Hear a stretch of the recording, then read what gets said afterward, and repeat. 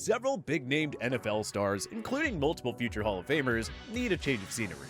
That doesn't mean it's going to happen, at least not in 2020. But if some teams handle it right, they'll wisely trade away these major superstars ahead of the 2020 trade deadline. Again, it doesn't mean they will, but they most definitely could. Number 10. Will Fuller V. Injuries have prevented the 2016 first-round pick from reaching his full potential. Fuller and DeAndre Hopkins should have been the next great wide receiver duo, but only one of them has emerged as a Pro Bowl talent. Fuller's contract is up after this season.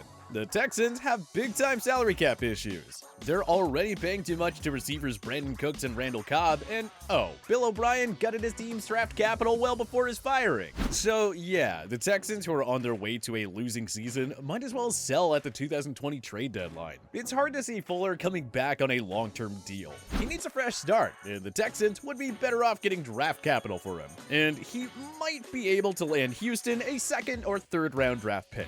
If you're the Texans, this is a prime opportunity to regain valuable draft picks that O'Brien inexplicably gave away left, right, and center. Fuller's healthy and his stock is high. Now is the time to move. Number 9. Zach Ertz. The Eagles' tight end and Super Bowl 52 hero has been vocal about his frustrations regarding the team's refusal to give him a new contract. Ertz is signed through 2021, and there's a potential out in his contract in the 2022 offseason. The Eagles already have a younger and cheaper option at the position in Dallas Goedert, so it's easy to understand why the front office is hesitant about extending Ertz long-term. 2020 has been a miserable season for the banged-up Eagles, who have taken major steps back since their Super Bowl 52 championship. The best bet isn't to rebuild, but to retool, and they can start by unloading Ertz. The 3-time Pro Bowler suffered an ankle injury in Week 6 that will keep him out of action for several weeks. Ertz was largely unproductive in the Eagles' first 6 games, tallying just 24 receptions for 178 yards and a touchdown. Simply put, the Eagles ought to trade Ertz before his trade value decreases. His age, contract, and disappointing 2020 production means one thing: his value won't get any higher. The Eagles may as well bid him farewell and unload Ertz to a contender that needs pass-catching help. Well, looking at you, New England, Indianapolis, and Green Bay. Ertz could fetch a third-round pick, maybe even a second, or a proven quality roster player. One way or another, the Eagles better just trade Ertz and get something for him now, rather than wait until his value goes down and he's gone for nothing. Number 8. GENO ATKINS. The Cincinnati Bengals have a knack for absolutely wasting the opportunities to maximize draft capital by, not trading away key veteran players. They didn't even trade Andy Dalton last year, and they missed out on the chance to get max value for AJ Green. The Bengals cannot afford to make the same mistake with Pro Bowl defensive tackle GENO ATKINS. The likely future Hall of Famer is signed through 2022, but his age and recent production suggest he's not exactly a Pro Bowl talent anymore. The Bengals aren't going to contend for another year or two, so why keep Atkins around? Trade him now and get something valuable in return. It can maybe help accelerate your rebuild. Lots of teams should have interest in Atkins. The Patriots, Seattle Seahawks, Tennessee Titans, and Dallas Cowboys could all use a major boost in their front 7. Atkins might be able to regain that elite form on a new team, but it won't happen in Cincinnati. Not sure Atkins wouldn't have a huge return, maybe a 4th-round pick, but that's still better than nothing. I mean, what did the Bengals get for Dalton again? Hopefully they learned their lesson and get something for GENO. Number 7. Michael Gallup. When you have a luxury at one position and major weaknesses in others, it's a good time to talk trade. The Dallas Cowboys have the best receiving corps in the league. Amari Cooper, CeeDee Lamb, and Michael Gallup are all threats to hit the 1,000-yard mark this year. And Ezekiel Elliott remains one of the NFL's top running backs. Offense wasn't a problem for the Cowboys prior to Dak Prescott's gruesome season-ending ankle injury.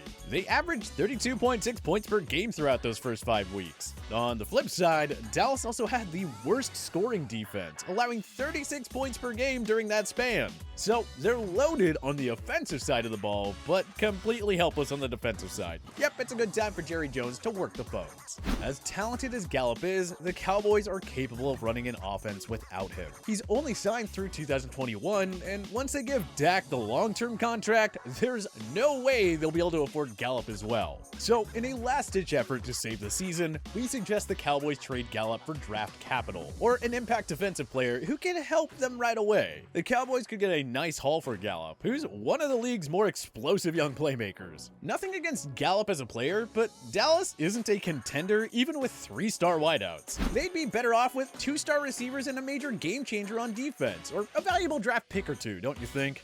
Number 6. Stephon Gilmore. Sports Illustrated's Albert Breer reported that the Patriots actually floated Stephon Gilmore's name in trade discussions during the offseason and in training camp. The Patriots were right up against the cap, and Gilmore reportedly wasn't keen in restructuring his deal.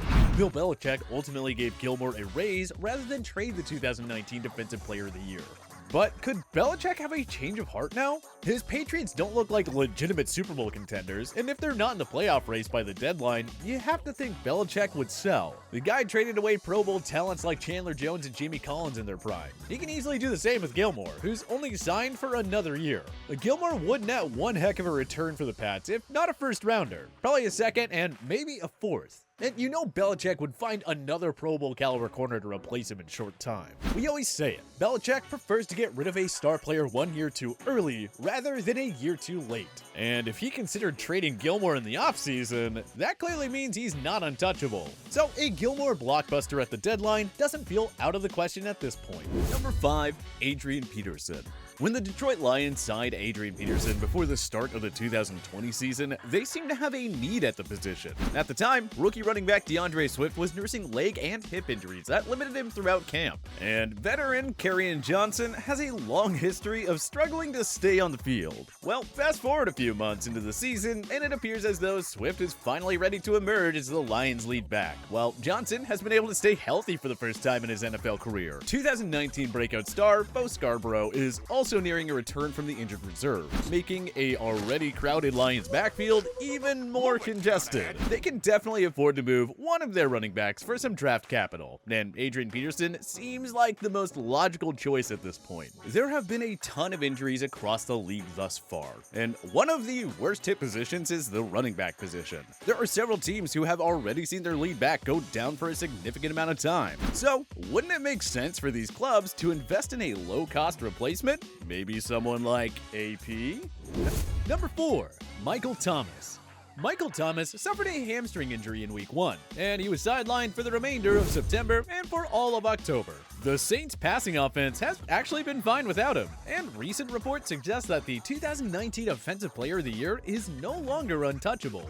Thomas was suspended for the Saints' Week 5 game after punching his own teammate Chauncey Gardner-Johnson during a practice. Less than 2 weeks later, Mark Florio of Pro Football Talk reported that the Saints may be willing to move on from Thomas. Sean Payton took to Twitter to shut down the rumors. But when does a team ever admit they're open to trading a superstar? Remember when the New York Giants promised that they weren't looking to trade Odell Beckham Jr.? And then what happened? Again, the Saints offense has been fine without Thomas. Drew Brees can so get it done with Alvin Kamara, Jared Cook, and Emmanuel Sanders. They could always look to add another playmaking receiver at the deadline too. And if Thomas's relationship with the team is souring, they may feel inclined to trade him as soon as possible. Hey, Randy Moss, Terrell Owens, OBJ, and DeAndre Hopkins were traded in their prime years. So no, Thomas isn't untouchable. And the Saints could get a king's ransom of a return for him. We're not saying it should or will happen, but don't be overly shocked if Thomas finishes 2020 elsewhere. Number 3. Julio Jones. Let's be honest, the Falcons Super Bowl window closed right after they blew that 28-3 lead to the New England Patriots. This team hasn't been able to recover, and with the core players aging quickly, it's time for Arthur Blank to call for a full-scale rebuild. Before you get mad at us and talk about how much Jones is meant to the franchise, ask yourself this. What are the odds that the Falcons quickly rebuild into a contender while Jones, now in his age 31 season, remains in his prime?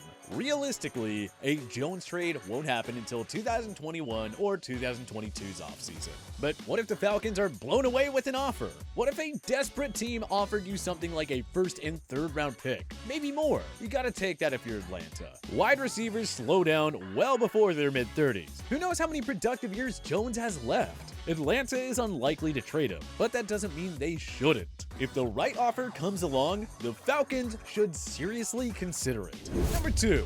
J.J. Watt. The three-time Defensive Player of the Year has spent his entire professional career with the Texans, but you have to ask yourself if he's truly keen on finishing his career there. This team is a mess thanks to Bill O'Brien's mismanagement. Watt, who's only signed through the 2021 season, may feel the desire to chase a Super Bowl ring rather than spend the rest of his prime years on a rebuilding Texans team. Even with O'Brien now out of the picture, the Texans are going nowhere this year. Honestly, the best bet is to trade Watt now and get max value for him. Regain some of those valuable draft picks that Bill happily gave away.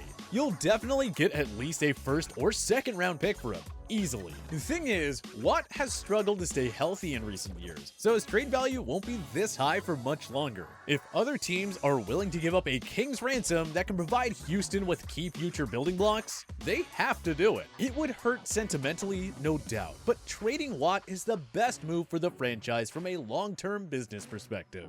Number 1. Matt Ryan.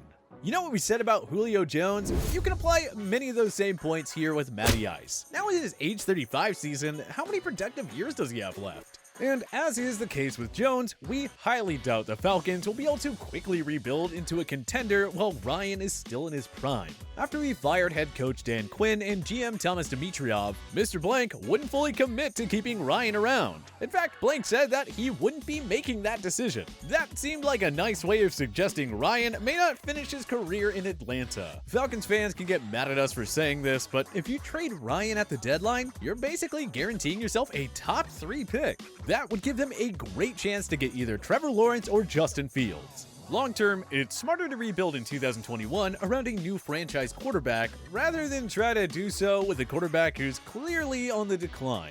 Did the Indianapolis Colts regret dumping fan favorite Peyton Manning so they could draft Andrew Luck? Probably not. What about the San Francisco 49ers with Joe Montana and Steve Young? There always comes a time when you have to move on. For the Falcons and Matt Ryan, that time is now while they can still get something for the former NFL MVP. Laugh at us all you want, but Atlanta's other option is to waste Ryan's prime years and set themselves back even more before their inevitable rebuild. But what do you think? What other shocking names do you think should be traded at the 2020 deadline? Join us in the comments section below. If you liked this video and learned a thing or two, clicking the like button helps out a ton. And hey, we appreciate it. If this is your first time coming around to TPS though, subscribing is a great idea because we put out videos like this every single day. But as always, thank you for watching and we'll see you guys next time.